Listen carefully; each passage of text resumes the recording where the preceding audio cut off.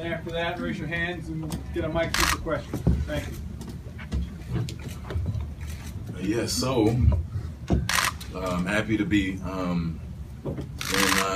in back in the public eyes in a basketball capacity. Happy to be doing what I was born to do. Practice has went well. I've had an incredible summer with my family. Spent a lot of time with them. I've gotten a chance to look at basketball through a lot of different angles and perspectives, and I'm very happy to be back in Miami, and I'm very excited about this season with our great fan base. And I think we have a very good team this year, and I'm very excited. So, Chris, you talk about hands, please. You say you look at basketball from many angles. Mm-hmm. Give us a little of the spectrum of the angles. Well, I think for me it started while I was in the hospital. I watched the guys play every time they played, either on my iPad, because my hospital didn't have Sun Sports. And I had to watch it on the iPad or on the TV, and that kind of just got me started, got me back in the game. And then when I had the opportunity to sit on the bench during the home games, and I saw so many different things that I never get to see. Heard the coaches talking, heard the teammates talking. I was sitting at the end of the bench. I sit in the middle, sit at the front. I look at the stands, look at the other team. I was able to really take in different aspects of the game while the game's going on, and it was amazing.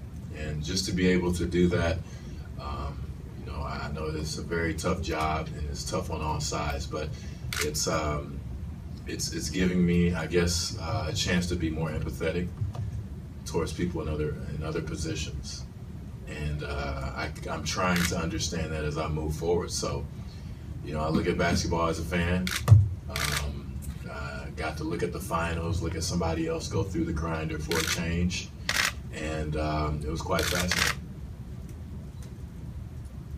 Chris, are you off blood thinners, or are you still on blood thinners at the moment? I released and ready for contact.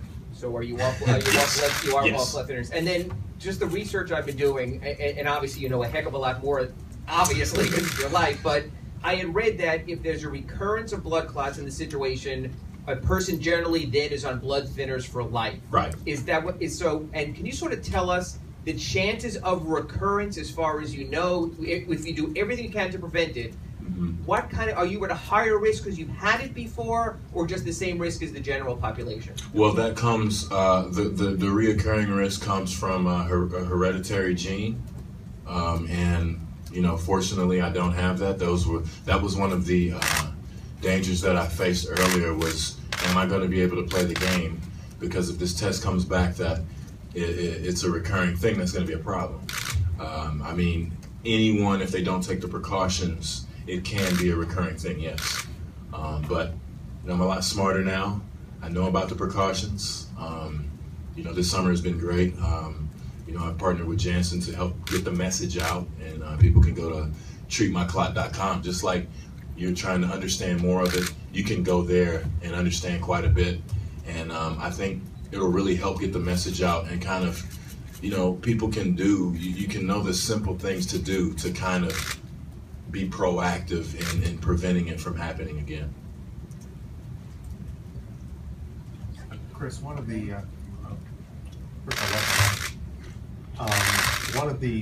when reading up on Xarelto and all those things of that ilk, if you will. Speaking specific, Xarelto is what you were on, yes? Yes. Speaking specifically to that, it seems as though one of the,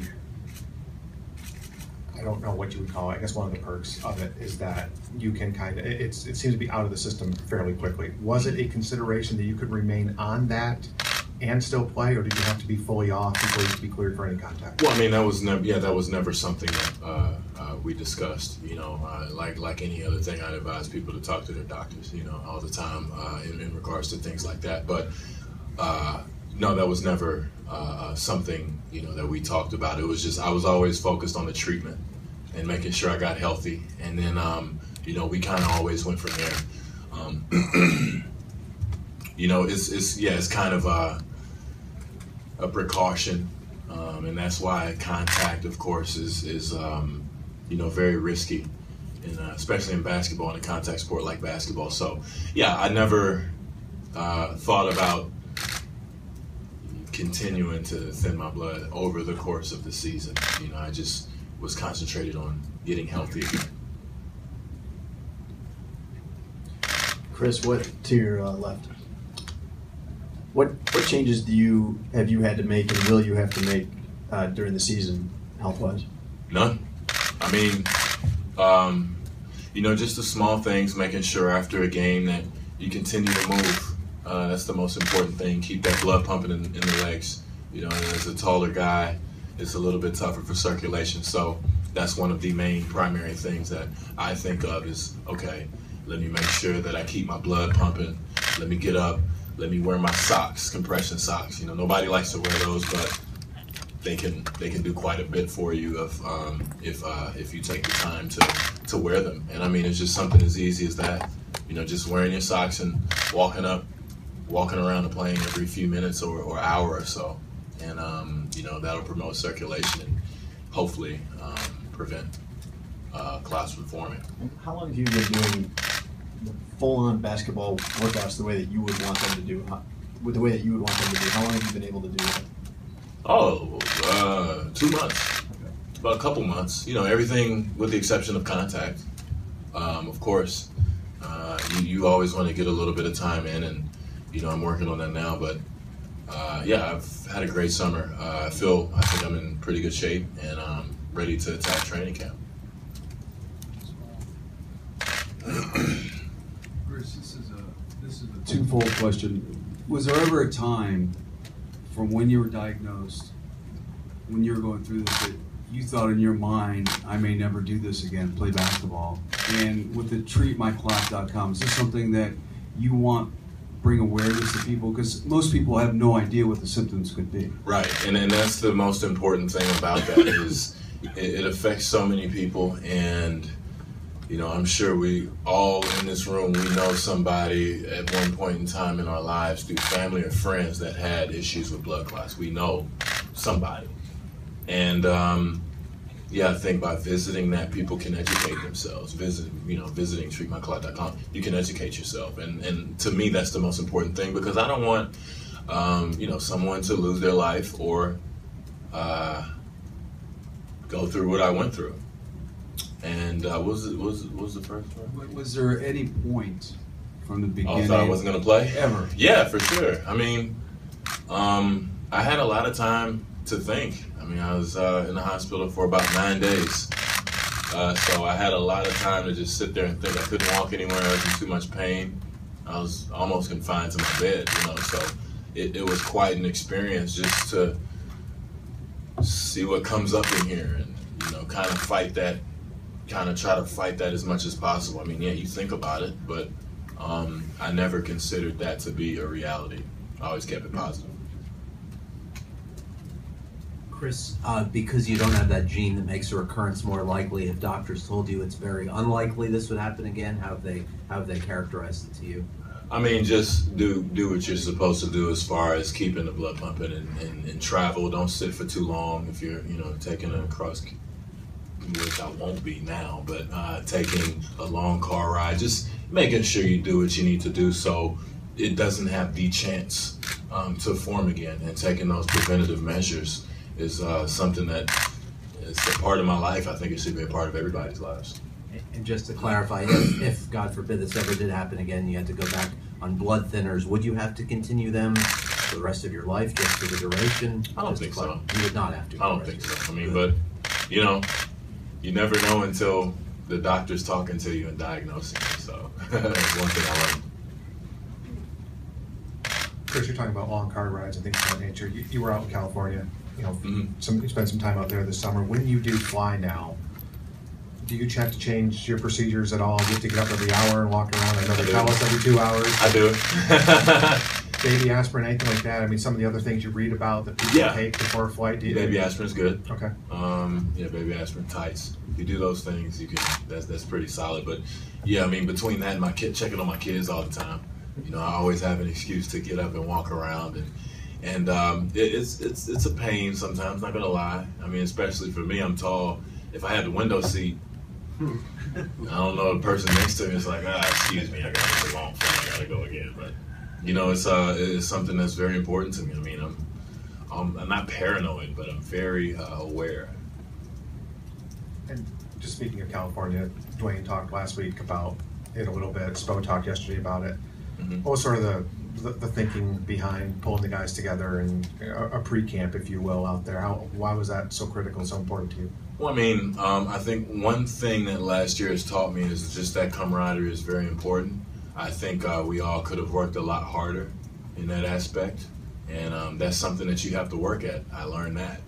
You know, we all assumed that it was just going to happen, and we were all going to get together. And I think those are the things that you remember outside of basketball. You know, of course, we have our games and we have our moments, but we spend a lot more time off the court together. And I just wanted to do something cool.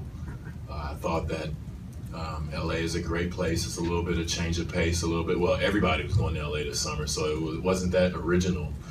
But, you know, just to be able to see guys and talk to them and get some work in, see the coaches and kind of just hang out and start to build that camaraderie, because, you know, everybody just sees the champ hold up the trophy in June. And that's all they see. They don't see the camps in July, the dinners in August, you know, in training camp. And that's a very, very important part. So I just wanted to start to build build the foundation moving forward for this team. Chris, Spo talked about you bulking up. Was that a decision that you would have made regardless of what had happened with the health scare? Was it at all related to it? And is this the biggest you've ever been as an NBA player or No, a member of it's the not. Heat? Okay. It's not. Just a member of the Heat. I just wanted to make sure that I came in with enough cushion to sustain contact. And, you know, you never want to come in at a weight you don't want to, like a lighter weight, because you're going to lose weight. Coach is going to run us. So I just wanted to have a nice cushion to get to the weight, my ideal weight that I wanted to be in. And that was my goal from the jump. You know, when I'm working hard, that's just what happens. If I'm in the weight room, you're going to put on 5 or 6 pounds. Nothing crazy, you know, nothing crazy at all. But I know that I'm going to lose that 5 or 6 pounds pretty easily. But the strength, the conditioning it took to get there will be there. I'll be the same strength as somebody heavier, but lighter and faster.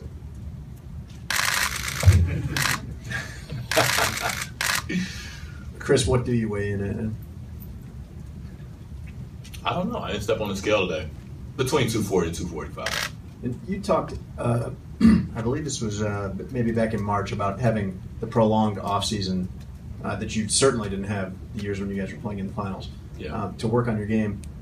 Did that go the way you wanted it to, given that you had to spend a lot of that time just getting back to a normal state? You know what? One thing I learned, I'm not getting out of shape again ever in life, because, you know, I'm a little older, so it's hard getting back on the horse. Very, very hard. I mean, I had aches and pains I didn't know I could have. And, you know, just going from that, it was quite a building process. It was a slow build, and it took some time. And, you know, once I started to get to where I wanted to, you know, go, I'm like, okay, all right, well, you know, let me add things to my game. Let me make sure I don't get in shape. Mental note, you know, for later on, I won't get out of shape, and just continue to really have an appreciation for the game. So, you know, I think it's just all about consistency, just making sure you're going to the gym. And I think for me, I mean, I was at the gym 4 to 5 days a week, and you know, I took it very seriously. And I feel a little bit of urgency. I don't have much longer to play this game. That's just a fact. And I wanted to make sure that I had the ability to hit the ground running when the season starts. Most people say, like, oh, how's he going to react? He had clots. It's like, I look at it as I had rest. You know, I had to build back up, but I had rest mentally and physically. And hopefully we won't have another long off season like that again. But I took advantage of the time that I had, and I used it wisely.